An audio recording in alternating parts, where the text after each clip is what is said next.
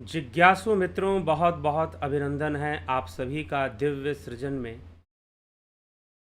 प्रत्येक दिवस की भांति आज फिर हम यहाँ पर लाइव चर्चा का कार्यक्रम शुरू कर रहे हैं और आज लाइव चर्चा के विषय हैं। लाइव चर्चा का जो विषय है मन में मंदिर या मन का मंदिर।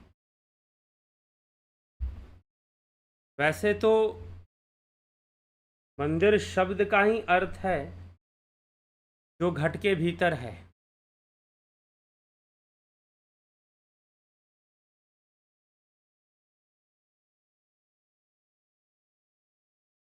तो मन में मंदिर, मन क्या है और मंदिर क्या है, और मन में ही मंदिर का वास कैसे है, किस प्रकार से है, हम इस विषय को कैसे समझें।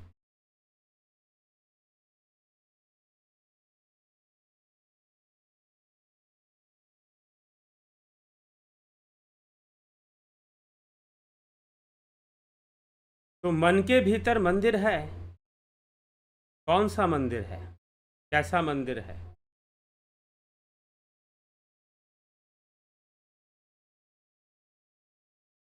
तो मन में ही मंदिर है। तो मन में जो मंदिर है उसको कैसे जाना जाए? अगर हम शास्त्रों का अध्ययन करें, संतों की वाणियों का अध्ययन करें, योगियों की वाणियों का अध्ययन करें, तो वो बहुत कुछ बतलाते हैं इस विषय में।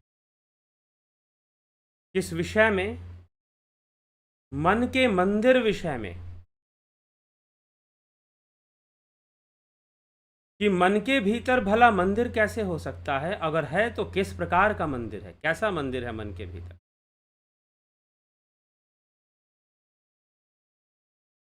वैसे तो हमारे शास्त्र इस विषय में बहुत कुछ कहते हैं।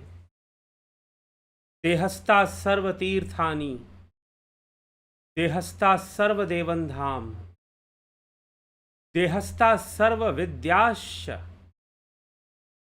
गुरु वाक्यान लभ्यते। देह के अंदर सारे तीर्थ हैं, देह के अंदर सारे देवधाम हैं, देह के अंदर सारे तीर्थ हैं, देह के अंदर सारे देवधाम हैं, और देह के अंदर ही सारी विद्याएं हैं। देहस्था सर्व तीर्थानि, देहस्था सर्व देवधाम, देहस्था सर्व विद्याश्च गुरु वाक्यान लभ्यते। देह के अंदर सारे तीर्थ हैं, देह के अंदर सारे देवधाम हैं, देह के अंदर सारी विद्याएं हैं, लेकिन किसी आध्यात्मिक, किसी योग गुरु, किसी श्रोत्रिय ब्रह्मनिष्ठ से घट में प्रकट होंगे। वह देवदाम भी घट में प्रकट होंगे, तीर्थ भी घट में प्रकट होंगे। इसी का सहयोग कोई जो जानता है वो जना सकता है। तो घट में होंगे। मन का मंदिर मतलब घट का मंदिर, अंतःकरण का मंदिर। मन मंदिर तन वेश कलंदर, घट ही तीरथ नावा, एक शब्द मोहे प्राण बसत है, बहुरी जन्म न पाओ।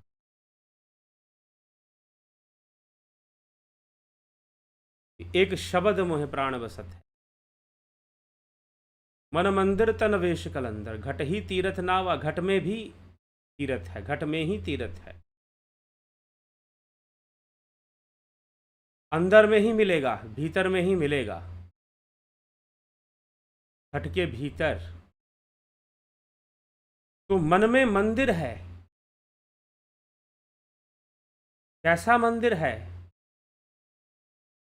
स्वामी विवेकानंद जी कहते हैं कि छोटा सा बच्चा जब मंदिर जाता है तो मुझे प्रसन्नता होती है, क्योंकि छोटे बच्चे के अंदर क्यूरियोसिटी होती है, जिज्ञासा होती है चीज़ों को जानने की। जब वो मंदिर जाएगा छोटा बच्चा, तो छोटा बच्चा मंदिर जाकर जानने की कोशिश करेगा, ये मंदिर में घंटा क्यों बजाते हैं, ये मंदिर में घंटा क्यों बजाते हैं, यह मंदिर में ज्योति क्यों जलाते हैं, ये मंदिर में आरती क्यों होती है, और ये मंदिर में धूप बत्ती क्यों जलाते हैं, और यह मंदिर में चरणामृत का पान करते हैं, वो क्यों करते हैं। जानने की कोशिश करेगा और एक दिन इस रहस्य को जान जाएगा, समझ जाएगा। तीर्थ स्थलों पर ऐसा क्यों होता है, मंदिर में ऐसा क्यों होता है कि घंटा जाओ तो हम मंदिर में सबसे पहले घंटा बजाएंगे। दूसरे धर्म स्थान जैसे चर्च आदि और कई जगहों पर भी इस तरह का होता है, लेकिन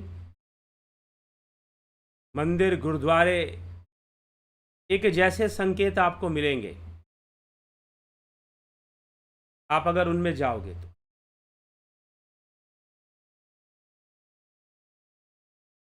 फिर थोड़ा स्थान भी मिलेगा जहां आप बैठ सको, थोड़ा ध्यान कर सको। तो मन में ही मंदिर है, अंदर प्रवेश करने का मार्ग चाहिए। बाहर का मंदिर भी है, बाहर से प्रवेश करते हैं हम, बाहर से पवित्र होते हैं हम उसमें। बाहर का मंदिर एक संकेत हमारे सामने रख देता है कि मंदिर में हम जाते हैं, घंटा बजाते हैं। घंटा बजाने से क्या हो जाएगा, भगवान प्रसन्न हो जाएंगे कि क्या हो जाएगा। एक बच्चा ऐसे ही अपने माता पिता के साथ चला गया, एक बच्चा जो है अपनी माता पिता के साथ चला गया मंदिर के भीतर, और जब बच्चा मंदिर में गया तो मंदिर में जाकर उसने घंटा बजाया। मंदिर में माता पिता ने भी घंटा बजाया, उसको भी घंटा बजाने का शौक, उसने भी घंटा बजाया। माता पिता ने गोद में लिया, घंटा बजाया। छोटा सा बालक 5-6 वर्ष का। अब इस तरह के जो बच्चे होते हैं प्रश्न बहुत करते हैं, क्वेश्चंस इनके बहुत सारे होते हैं। बच्चे ने पूछा कि ये घंटा क्यों बजाते हैं। अब माता पिता क्या उत्तर दे, माता पिता को खुद नहीं पता, उन्होंने कभी इस विषय में अनुसंधान नहीं किया, इस विषय को कभी जानने की कोशिश नहीं की, समझने की कोशिश नहीं की। घंटा क्यों बजाते हैं, तो मजाक मजाक में माता ने कह दिया कि घंटा बजाते हैं ताकि पुजारी जी अगर इधर उधर होंगे कहीं तो उनको पता चल जाएगा कि मंदिर में कोई आया है और पूजा करवानी है, और वो पूजा करवा देंगे, प्रसाद दे देंगे। बता दिया बच्चे को। फिर सुबह सुबह मंदिर गए, ज्योत जलाया। बच्चे ने पूछा ज्योत क्यों जलाया, तो फिर माता पिता ने उत्तर दे दिया कि भाई क्योंकि मंदिर में हम आए हैं तो भगवान के सामने हम प्रकाश फैलाएंगे, ज्योत जलाएंगे। बच्चे ने कहा कि सुबह सुबह इतना बड़ा सूर्य उदय हुआ है, सबको रोशनी दे रहा है, सबको प्रकाश दे रहा है, तो भगवान को भी तो उसका प्रकाश मिल जाएगा।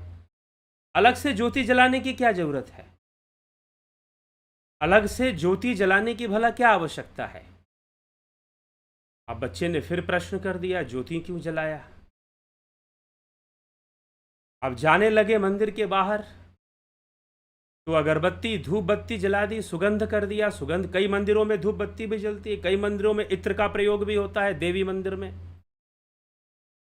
और कई जगहों पर खाटू श्याम के मंदिर में इत्र का प्रयोग भी होता है, और कई मंदिरों में इत्र का प्रयोग भी होता है, सुगंध किया जाता है। अब ये सुगंध भी फैलाई गई, और जब वहां से जाने लगे तो पंडित जी ने चरणामृत दिया, ऐसे चरणामृत लिया और ऐसे पान कर कर मस्तक पे धारण किया। चलो ठीक है, पान किया, मस्तक पे क्यों धारण किया। रुमाल होता है ना, रुमाल से पोंछ लेते, तौलिए में हाथ पोंछ लेते, हाथ गंदा हो गया था। वैसे भी हाथ गंदा आता है तो नैपकिन में, तौलिए में, रुमाल में ऐसे तो पोंछते हैं, लेकिन जब मंदिर में पंडित जी चरणामृत देते हैं, उसका पान करते हैं, तो मस्तक पे धारण करते हैं, माथे पर पोंछते हैं, बालों में पोंछते हैं लोग। क्यों पोंछते हैं, कारण क्या है इसके पीछे। तो मंदिर संकेत कर रहा है, इसीलिए कहा गया कि उत्तमो ब्रह्म सद्भावो ध्यान भवस्तु मध्यमा स्तुतिर जपो अधमो भावो वही पूजा अधमा धमा। बाहर से पूजा पाठ करना अच्छी बात है, लेकिन क्या है, पहली क्लास है, पहली क्लास है, शुरुआत है, प्रारंभ है। क्या सारी जिंदगी पहली क्लास में ही पढ़ोगे या उससे आगे भी बढ़ोगे? नहीं, हमारे गुरुजी ने तो इतना ही बताया है और हम तो अपने गुरुजी से जुड़ गए हैं और उस सोसाइटी में, उस समाज में हम जुड़े हुए हैं।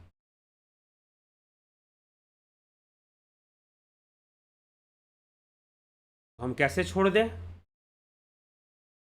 पहली क्लास में ही पढ़ते रहोगे या उससे आगे भी बढ़ना है? उससे आगे भी बढ़ना है, क्या करना है? आगे बढ़ना है या नहीं बढ़ना है, प्रश्न ये है। तो उत्तमो ब्रह्म सद्भावो ध्यान भवस्तु मध्यमा, ध्यान मध्यम है।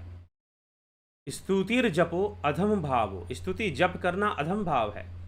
वही पूजा अधमाधमा, और बाहर के जितने भी पूजा पाठ हैं वो उससे भी अधम हैं, मतलब कि पहले के हैं, नीचे के हैं। तो एक बच्चा नर्सरी में एडमिशन ले ले, प्री स्कूल में, और प्री स्कूल में ही पढ़ता रह जाए 10 सालों तक, तो क्या होगा फिर?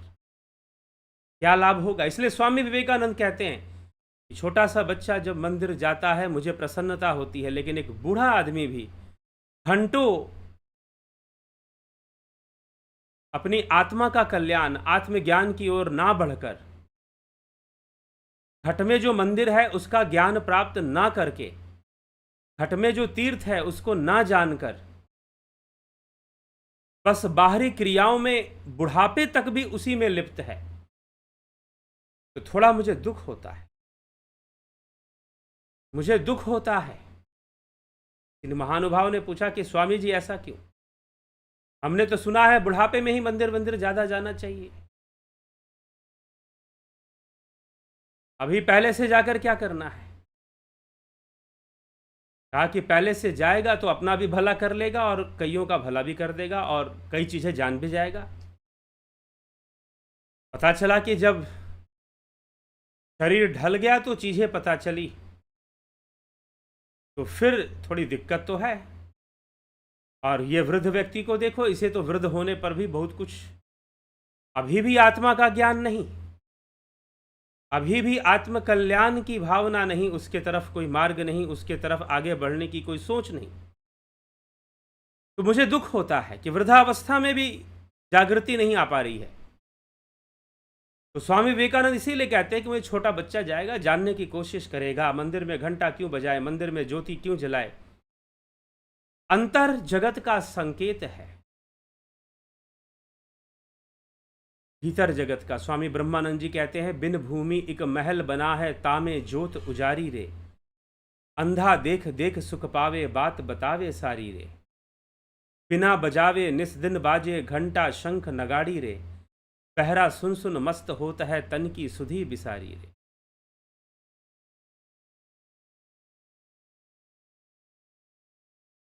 बिन चंदा के चमक चांदनी, ज्योत में ज्योत समानी, कबीर साहिब कहते, ये कबीर की वाणी थी, पहले वाले ब्रह्मानंद जी की थी। अरे कोई समझो रे नर ज्ञान, गगन में आवाज कैसी, कैसी आवाज है, कैसी धुन है गगन में, आकाश तत्व, कैसी आवाज सुनाई दे रही है। तो घट के भीतर, अरे कोई समझो रे नर ज्ञान, गगन में आवाज कैसी है।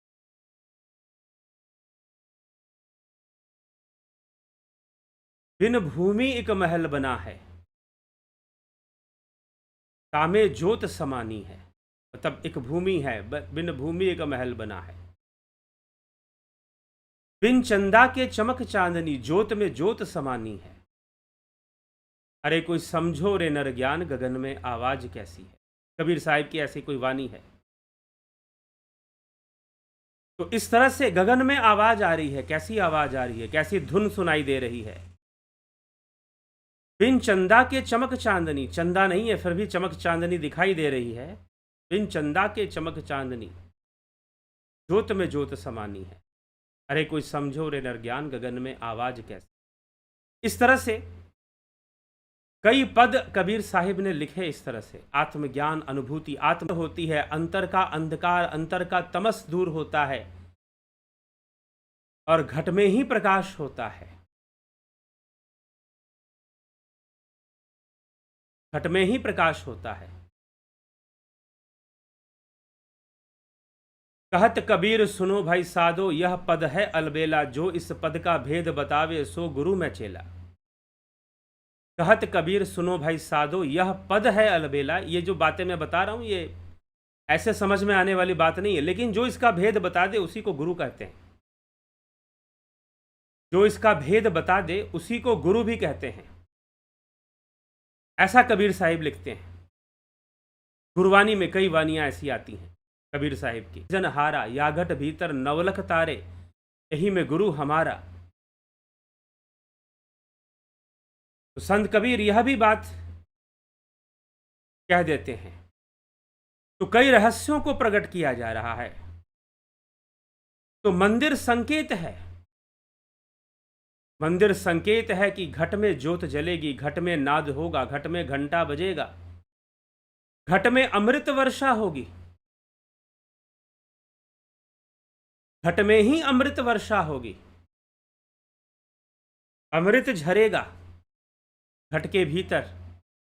भगवान शिव माता पार्वती से अमृत का रहस्य बताते हैं। सोम धारा छरेद यातु ब्रह्म रंध्राद वराणने, सोम धारा छरेद यातु ब्रह्म रंध्राद वराणने, पित्वा आनंद मस्त्वाम यह स एव मध्य साधक। सोम धारा बरसती है, ब्रह्म रंध्र से बरसती, सहस्रार से बरसती है, ब्रह्म रंध्र से। इसीलिए हम जब पंडित जी चरणामृत देते हम पान करते हैं, मस्तक पे धारण करते हैं। तो सोम धारा बरसती है, ब्रह्मरंध्र से बरसती है। सोम धारा छरे दिया तो ब्रह्मरंध्राद वराणने, हे वराणने, हे पार्वती, सोम धारा बरसती है मस्तक से, ब्रह्मरंध्र से। पित्वा आनंद मस्तवाम, एक योगी उसका पान करता है और आनंद की अनुभूति करता है। पित्वा आनंद मस्तवाम यस एव मध्य साधक, और जो ऐसे अमृत का पान करता है उसे मध्य साधक कहते हैं। वह मद्यपान करने वाला मध्य साधक है। लेकिन आजकल मध्य का अर्थ भी अलग, सोम का अर्थ भी अलग लगा लिया है लोगों ने, अपने मतलब का अर्थ निकाल लिया है। लेकिन जब सही योग होगा, जब सही ध्यान योग होगा, तो मन के मंदिर में उतरने का रास्ता मिलेगा। जब सही ध्यान योग होगा तो मन के मंदिर में उतरने का मार्ग मिलेगा, मन के मंदिर में उतरने का रास्ता मिलेगा। और जब मन के मंदिर में उतरोगे तो क्या होगा? प्रकाश अरस्वती रूपा सर्व ज्योति विधीयते, ब्रह्मनादम समाध्याता मध्य में समृद्धते।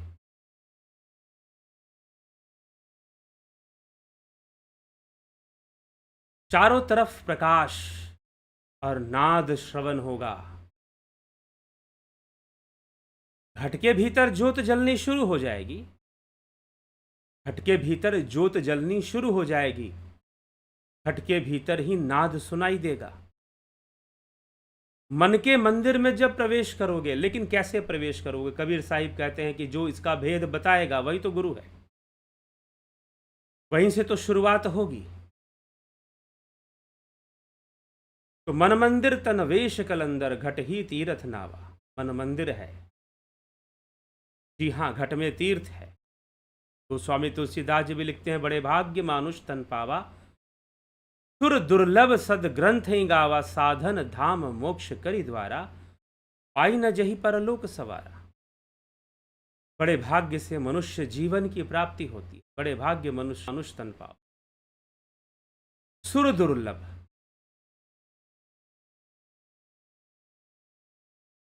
सुर दुर्लभ सदग्रंथ ही गावा, साधन धाम मोक्ष करी द्वारा, साधन धाम मोक्ष करी। यह मनुष्य जीवन, यह मनुष्य का तन, मानव तन, मनुष्य का शरीर साधन है, धाम है, मोक्ष का द्वार है। यहीं से मोक्ष की यात्रा होगी, यहीं से मोक्ष तक, यही द्वार है जहाँ से मोक्ष की प्राप्ति हो सकती है इस मनुष्य जीवन के माध्यम से। इसलिए मनुष्य जीवन बड़े भाग्य से मिला है, बड़े भाग्य से मिला है मनुष्य जीवन।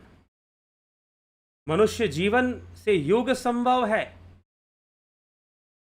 भोग तो सभी जीव करते हैं, मनुष्य भी कर लेता है, अन्य जीव भी कर लेते हैं, लेकिन मनुष्य जीवन से योग भी संभव है। और सच पूछो तो मनुष्य जीवन तभी जीना शुरू करता है जब वो योग करता है।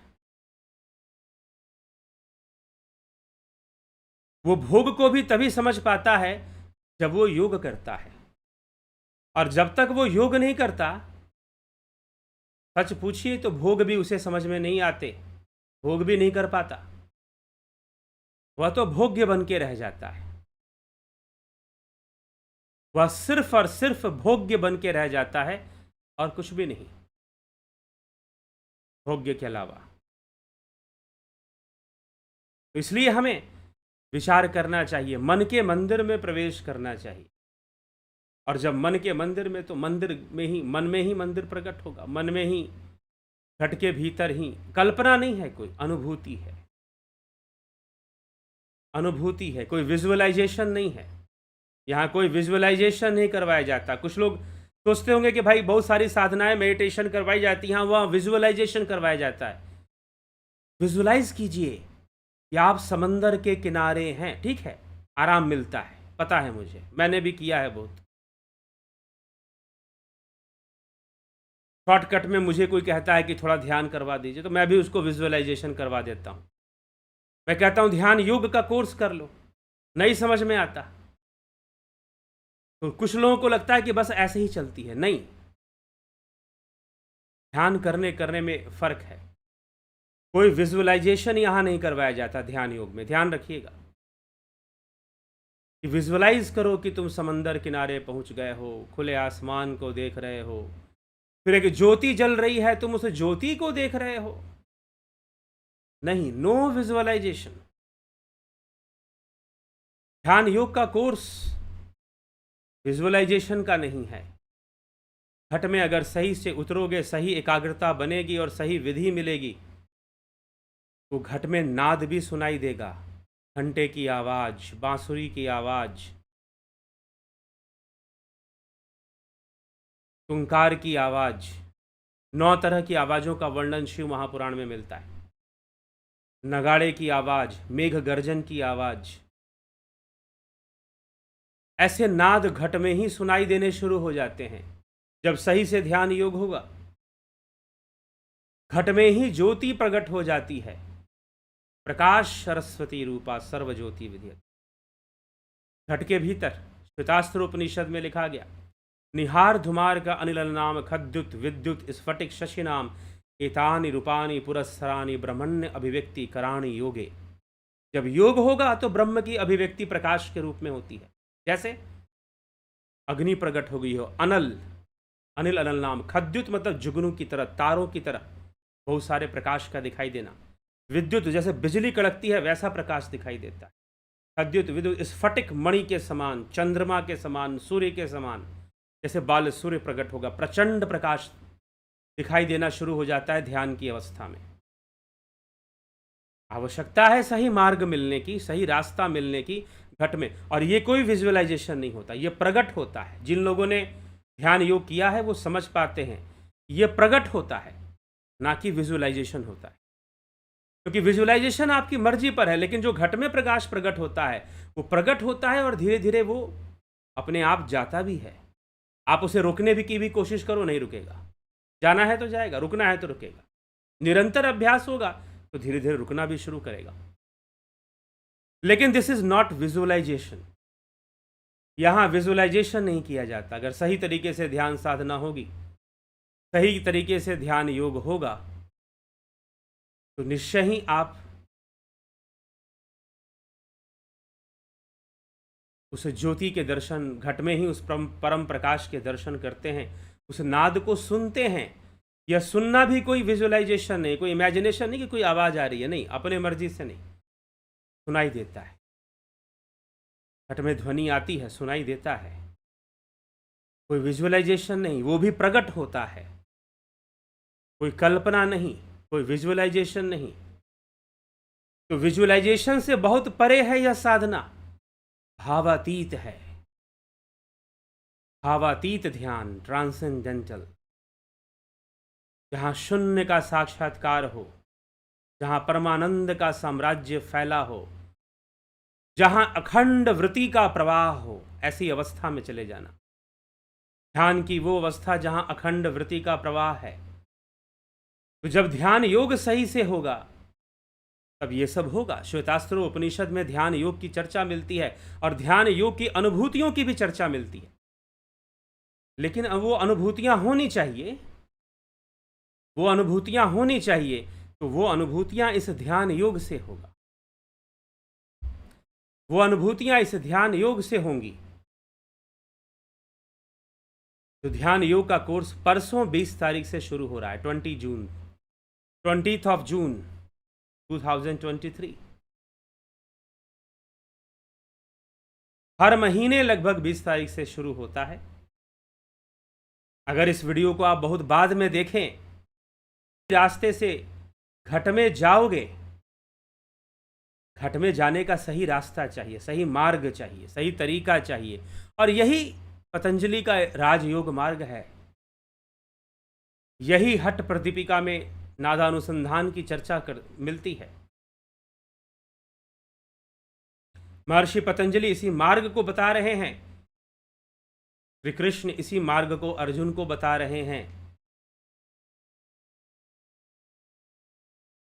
घट में ही भगवान के दर्शन, घट में ही प्रकाश रूप के दर्शन, ज्योति रूप के, कहीं बाहर नहीं, घट के भीतर सही रास्ता चाहिए। कहते हैं कि स्वामी विवेकानंद जब बहुत व्याकुल होते थे तो वो गाते थे।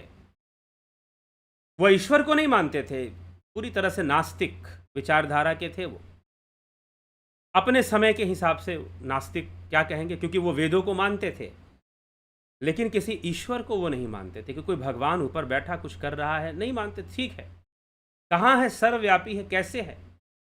वो कहते थे कि ऐ जहां के मालिक ये तो बता, तू है कहाँ, तू है कहाँ, तू कहाँ पर है, मुझे बता। बहुत भटका हूं मैं, बहुत बहुत ज़्यादा भटक चुका हूं मैं तेरी खोज में, तू मुझे अपना पता बता। बहुत ढूंढा है तुझे मंदिर में, बहुत ढूंढा है तुझे तीर्थों में। ऐसे करके उनका एक गीत है, स्वामी विवेकानंद जी का एक बहुत सुंदर गीत है लिखा हुआ। फिर वो अंत में कहते हैं, मैंने वेदों और पुराणों में पढ़ा था ये कभी, मैंने वेदों और पुराणों में पढ़ा था ये कभी, रहता है तू घट में, कैसे जाऊं घट में बता। स्वामी बहुत सुंदर गीत है, मुझे पूरा गीत याद नहीं, उसे चंद लाइनें मुझे याद है तो मैं आपको सुना रहा हूं। ऐ जहां के मालिक तू है कहाँ ये तो बता, रहता है तू घट में, कैसे जाऊं घट में बता। मुझे घट में जाने का रास्ता तो दिखा कि मैं कैसे जाऊं घट में। यही गीत सूरदास जी गाते हैं। सूरदास जी गाते हैं कि मंदिर मंदिर मूरत तेरी, फिर भी न देखी सूरत तेरी, आए मिलन की पूरन वासी रे, दर्शन दो घनश्याम नाथ मोरी अखियां प्यासी रे।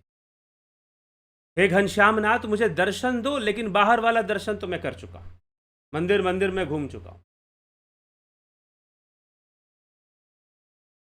मंदिर मंदिर मूरत तेरी, फिर भी न देखी सूरत तेरी, युग बीते ना आए मिलन की पूरन मासी रे, दर्शन दो घनश्याम नाथ मोरी अखियां प्यासी रे।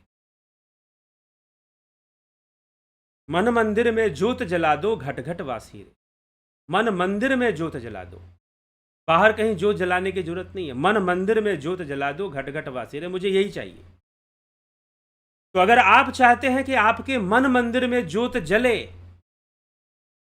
तो ये ध्यान योग कोर्स आपको उस अवस्था में ले जाता है जहां मन मंदिर में ज्योत जलता है। यह ध्यान योग कोर्स आपको उस अवस्था में ले जाता है जहां मन मंदिर में ज्योत जलता है।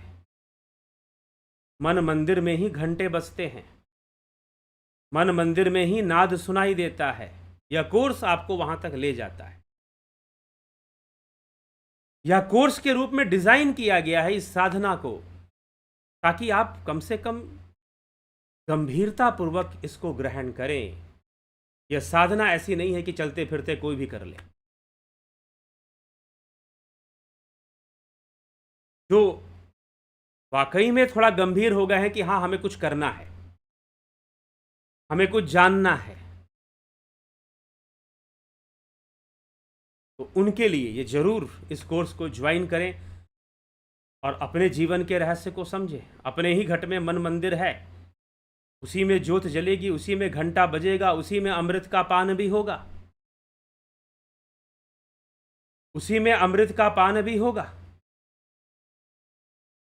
लेकिन वहां तक पहुंचना कैसे है, उस घट तक पहुंचना कैसे है, उसका मार्ग ही ध्यान योग है, वह रास्ता ही ध्यान योग है, उसी को करना है।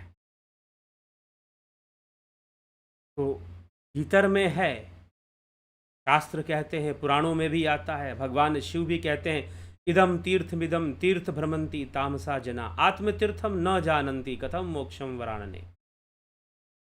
जो बहुत सारे तीर्थों की यात्रा करते हैं लेकिन आत्म तीर्थ को नहीं जानते, तो भला उन्हें मोक्ष कैसे प्राप्त हो पाएगा। तीर्थों की यात्रा करो, अच्छी बात है, लेकिन आत्म तीर्थ को भी तो जानो। और वही नहीं जाना तो फिर सब व्यर्थ हो जाएगा। ठीक है, तो विचार करना चाहिए। और भी कई शास्त्र, भगवान कृष्ण भी हृदयेश अर्जुन तिष्ठति, सबके हृदय में ही तो है। ज्योतिषाम अपि तज्ज्योति तमसा परम उच्यते ज्ञानम गेयम ज्ञान गम्यम हृदय सर्वस्व विष्ठितम। भगवान श्री कृष्ण अर्जुन से कहते हैं कि ज्योतियों की वह परम ज्योति, मैं ज्योति स्वरूप होकर ज्योतियों की वह परम ज्योति, मैं ज्योति स्वरूप होकर ज्योतियों की वह जो परम ज्योति है वो कैसे प्रकट होती है। ज्ञान के द्वारा, ज्ञानम गेयम ज्ञान गम्यम हृदय सर्वस्व विष्ठितम। मैं ज्योति स्वरूप हूं, ज्योतियों की भी परम ज्योति हूं। ज्योति शाम अपि तज्ज्योति तमसा परम उच्यते, तमस से परे, तमस से बहुत परे, जहां अंधकार छू भी नहीं सकता।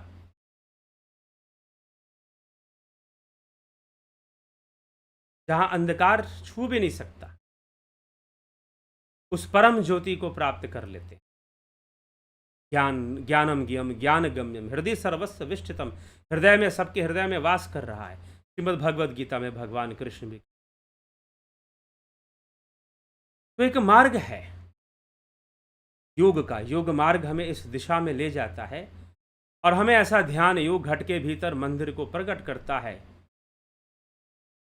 और तीर्थ का निर्माण, जितने भी तीर्थ निर्मित हुए, निर्मित कैसे हुए? अरे भाई, योगियों के द्वारा निर्मित हुए हैं।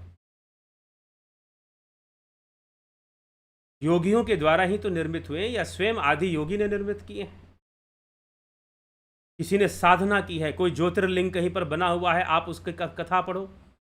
किसी ने वहां तपस्या की है, चंद्रदेव ने, चंद्रमा ने तपस्या की तो सोमनाथ बन गया। भगवान कार्तिकेय ने तपस्या की तो मल्लिका अर्जुन बन गया। ऐसे किसी ने साधना की, किसी ने तपस्या की, तो वहां पर तीर्थों का निर्माण हो जाता है। लेकिन हम तीर्थ से जुड़ जाते हैं, मंदिर से जुड़ जाते हैं, मन के भीतर वाले मंदिर से नहीं जुड़ पाते। यहां पर हम चूक कर जाते हैं, यहां पर हमसे गलती हो जाती है। वास्तव में जहां से जुड़ना था हम वहां से नहीं जुड़ पाते। बाहर के मंदिर, बाहर के तीर्थ स्थान बनाए गए प्रेरणा देने के लिए। संत ज्ञानेश्वर ने बाल्य अवस्था में ही कठोर साधना की, कठोर तप किया और योग सिद्धियों को भी प्राप्त कर लिया। लेकिन लोग समाज का निर्माण कर लेंगे, ग्रुपिंग कर लेंगे, लेकिन वास्तव में जो सच्चा उपदेश है उसका त्याग कर देंगे, उसको फॉलो नहीं करते। दुख की बात है। मैं जाता हूं, ऐसे कई समूह मिलते हैं, गुजरात, महाराष्ट्र, उत्तर प्रदेश, बिहार, कबीर पंथियों का बहुत बड़ा समूह है। छत्तीसगढ़, मध्य प्रदेश में भी, बिहार में भी, उत्तर प्रदेश में भी, बंगाल में चले जाइए, वहाँ के भी संत चैतन्य महाप्रभु के नाम पर और कई योगियों के नाम पर समूह मिलेंगे, ग्रुप मिलेंगे, लोग नाचेंगे, गाएंगे, भंडारा करेंगे, खाएंगे पिएंगे, लेकिन जो ओरिजिनल मैसेज है, जो वास्तविक उपदेश है और जो वास्तव में जिसका अनुसरण करना चाहिए था, उसको कहीं ना कहीं गौण कर देंगे, उसको वो महत्व नहीं देंगे। तो बड़े बड़े संप्रदाय बने हुए हैं संतों के नाम पर, लेकिन उनकी जो ओरिजिनल टीचिंग्स हैं, ओरिजिनल जो मार्ग वो दिखाना चाहते हैं, उसको फॉलो नहीं किया जा रहा, ऐसा देखने में आता है। और वो वही मार्ग है कि आप अपने मन के मंदिर को जान लो, मन के मंदिर का साक्षात्कार कर लो, उसको जान लो, मन के मंदिर की पूजा शुरू कर दो।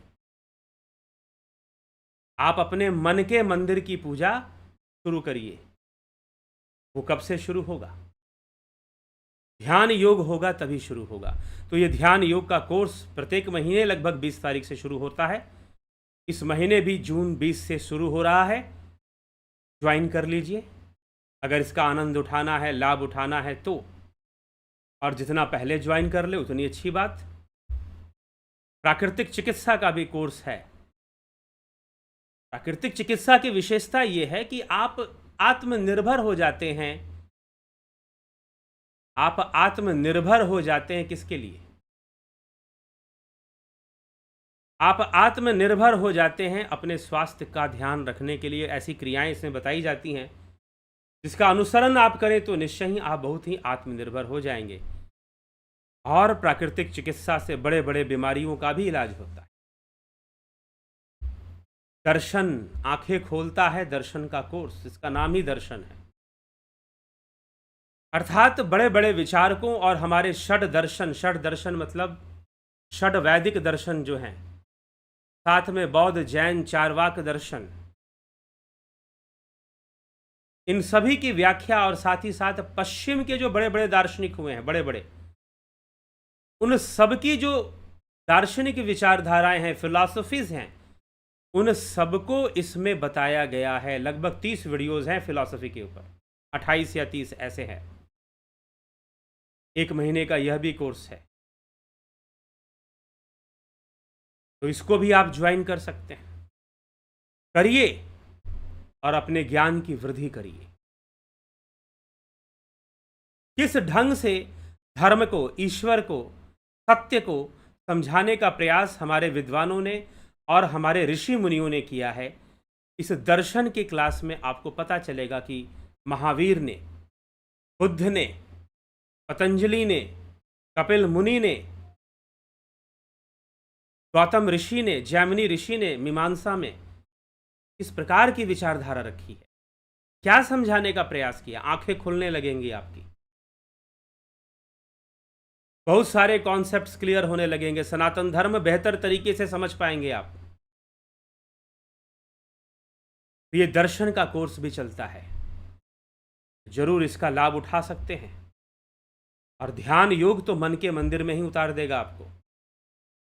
ध्यान योग तो मन के मंदिर में ही उतार देगा आपको। उतर जाइए, उससे बेहतर और क्या हो सकता है। जीवन सुधर जाएगा, जीवन सुंदर हो जाएगा, जीवन का सौंदर्य बढ़ जाएगा। चलिए ठीक है, तो अभी आपके कमेंट्स भी देखेंगे, फिर इस कार्यक्रम को विराम की ओर ले जाएंगे।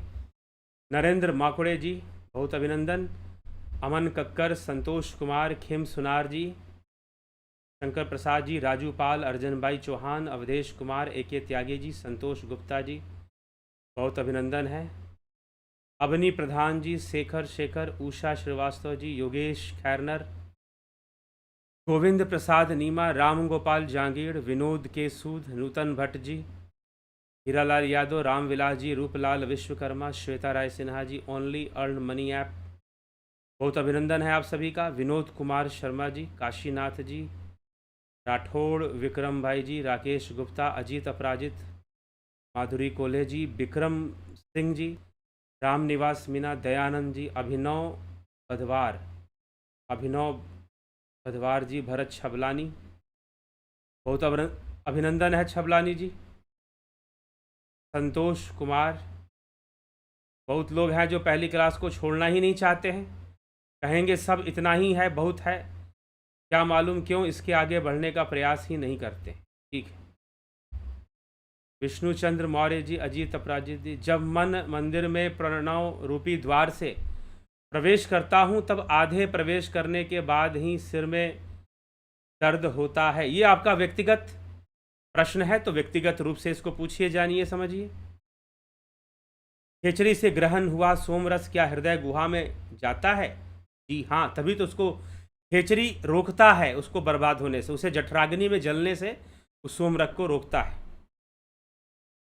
संतोष कुमार, जो लोग ध्यान योग करते हैं वे ब्रह्मानंद के भजन को अच्छी तरह से समझ जाते हैं। बिल्कुल सही बात। कबीर की वाणी, कबीर साहब की एक बहुत अटपटी सी वाणी है, मैं आपको बता रहा हूँ। उलटवासी भी बोलते हैं इसे कबीर साहब की। क्या कहा जाता है कि बरसे कंबल भीगे पानी, कि कंबल बरसेगा और पानी भीगेगा, भला ये कैसे संभव है? लेकिन जो आत्मज्ञानी है, जो ध्यान योगी हैं, वो इसको समझ जाते हैं। कबीर दास की उल्टी वाणी, बरसे कंबल भीगे पानी। ठीक है, इसका क्या अर्थ है? कबीर दास की उल्टी वाणी, बरसे कंबल भीगे पानी।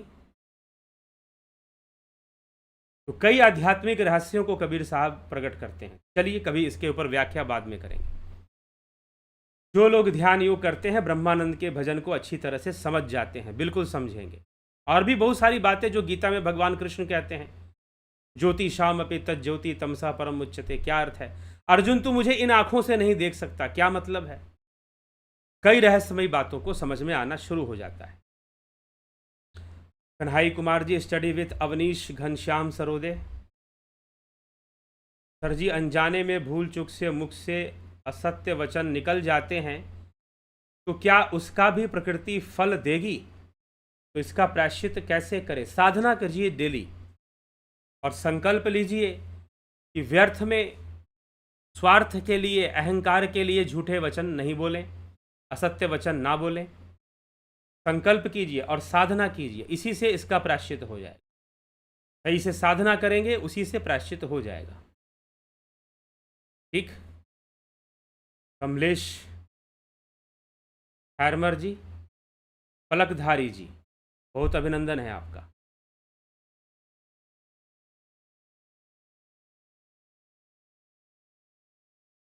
ठीक। आशा रानी जी, बहुत अभिनंदन आपका। तो इसी तरह से हम अब विचारों को यहाँ विराम देंगे। कल फिर मिलते हैं 9 PM लाइव चर्चा में। तो बहुत बहुत आभार आप सभी का। ओम तत्सत।